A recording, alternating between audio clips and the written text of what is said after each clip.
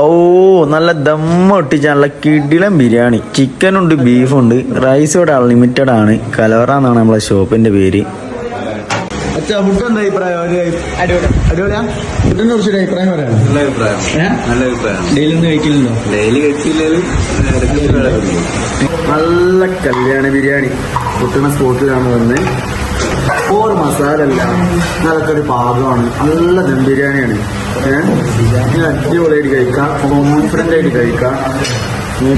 ഇതാട്ടെ നമ്മളെ പീസ്.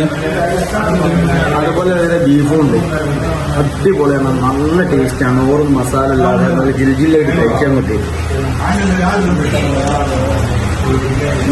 മോന ഇല്ല, അടിപൊളി.